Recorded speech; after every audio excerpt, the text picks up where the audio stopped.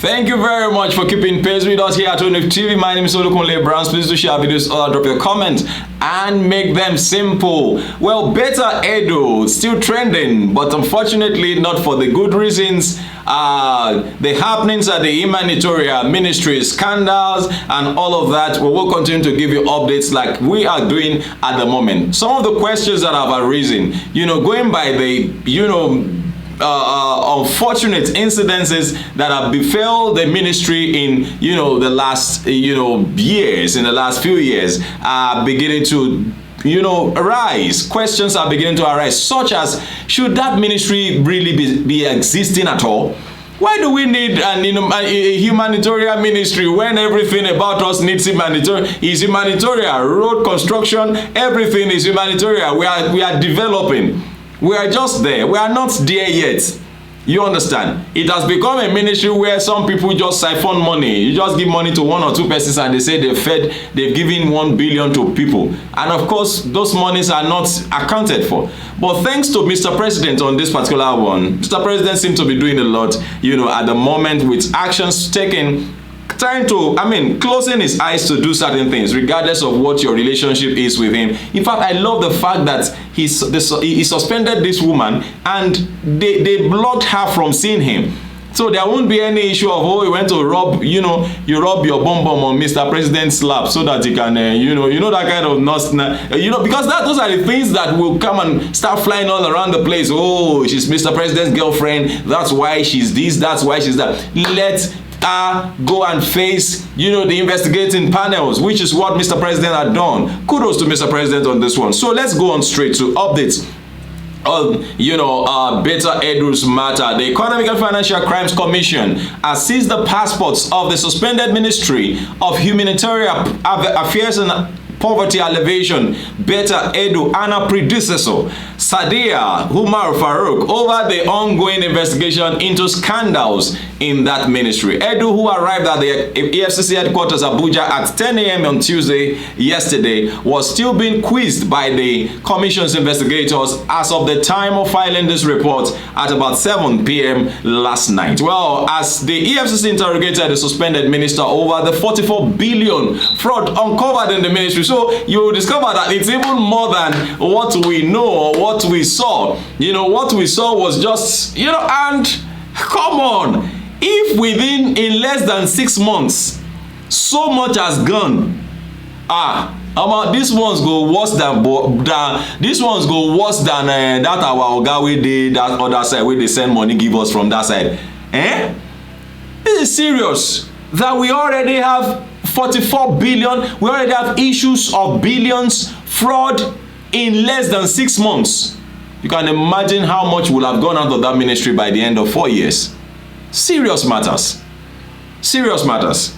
It was learned that the managing director of 3 commercial banks were also quizzed or questioned on Tuesday over the fraud. The scandal involving Edu burst open after a leaked memo revealed that the suspended minister directed the Accountant General of the Federation, Oluwatoyin Maiden, to transfer 585 million naira to a private account owned by one Onielu Bridget, who the ministry claimed currently serves as the project accountant. Grants for vulnerable groups.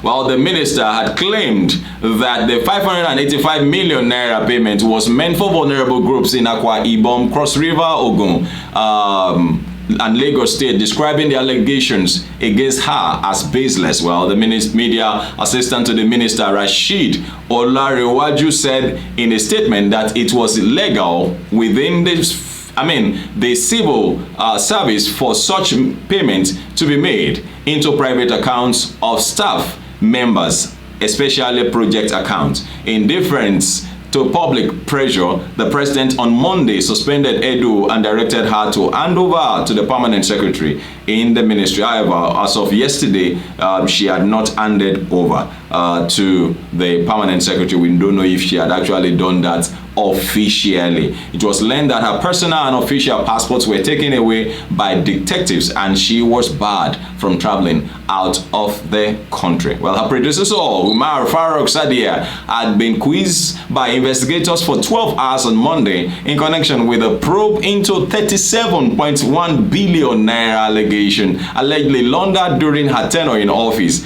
through a contractor, James Okwete. The ex-minister's passport was also seized as part of her bail condition before she was subsequently released late on Monday. An impeccable EFCC source said the passports of Edu and former minister were seized to deter them from fleeing the country while the investigation subsists. The commission has seized the passports of the two ministers, Sadiya and Edu. We have also seized Mrs. Halima Shehu's passport pending the conclusion of investigation. The commission does not want to risk having any of them leave the country while they still have questions to answer, and also why they still have the country's money in their possession. I think that should be added also. Yes, now, I mean, hey, look at all this money. Look at all this money. And Nigerians are suffering. Why is there a humanitarian? Why don't you just divert the humanitarian money into subsidy and, of course, give us fuel for at a lower price? Is that not humanitarian?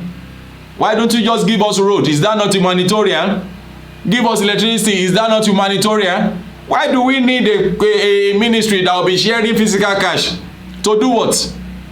Somebody once said that, look, if you pack all the money in the world and share to everybody, $1,000 or $1 million to everybody, in the next 5 years, in less than 5 years, the people who are poor before will still go back to become poor, and those who are rich will still become rich, because there are patterns already in place that keeps, pushing funds in the direction of some persons, and of course the others in other direction. Well, let me just go straight to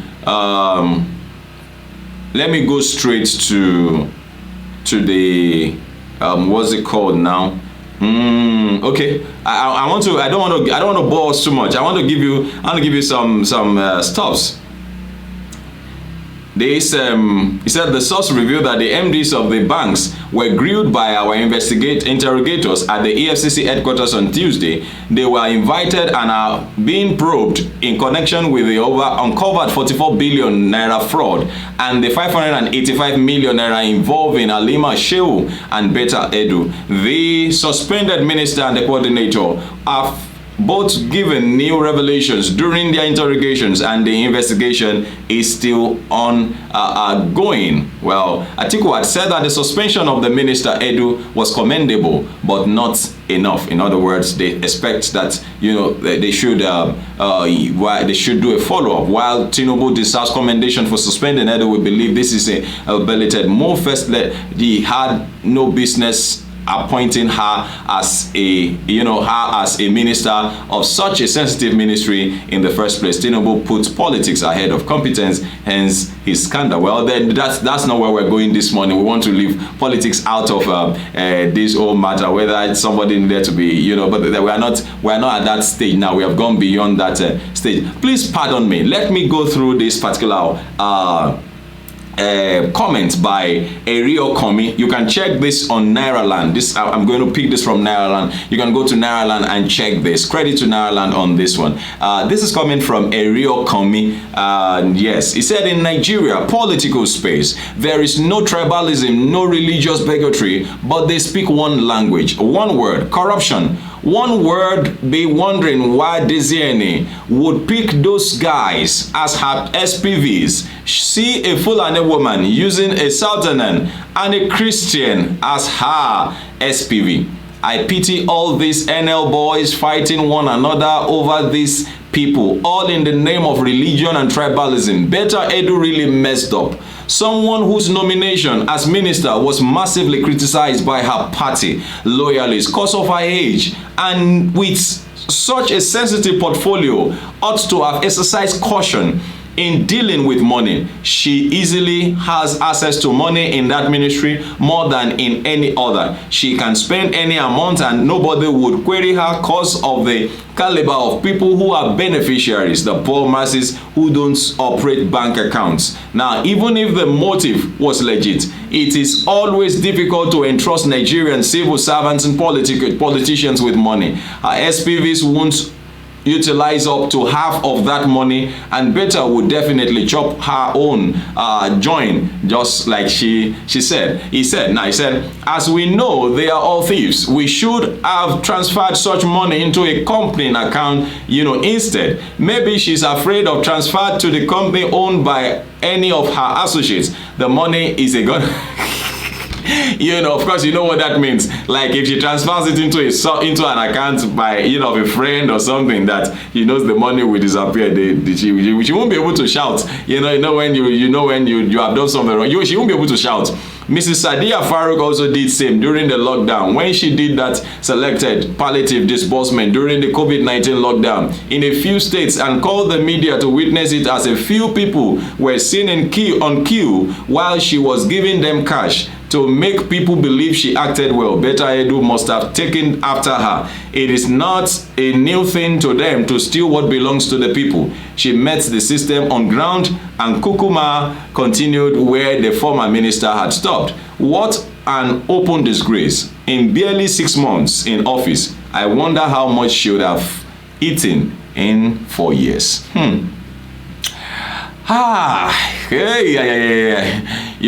Serious trouble. Well, I guess the Minister for Interior is also, Tunji is also having his day with the president. I don't know if he has not been invited by the EFCC with respect to 400 and something million naira that was transferred as consultancy fee to a company where he is a shareholder, a former director, and all of that. In fact, it was his company. It is his company. He's not just the chairman of the company anymore. So, but then he's also on his own. But that young man is doing very well when it comes to our passports and everything. But then I think our young guys are misbehaving. Our young ones are misbehaving, and you can't blame them. They met it on ground. It's what they met that they are, has become the pattern. What they met as pattern is what they are doing. It's so unfortunate.